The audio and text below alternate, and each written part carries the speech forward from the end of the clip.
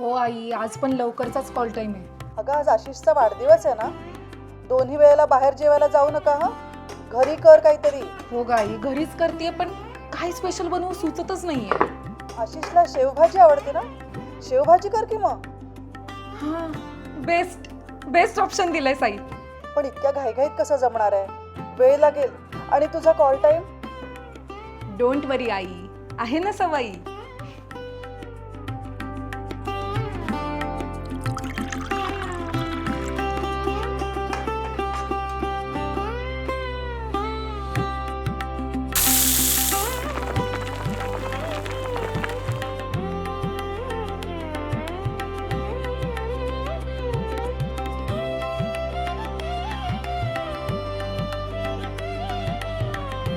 सवाई मसाले, चव उभ्या महाराष्ट्राची.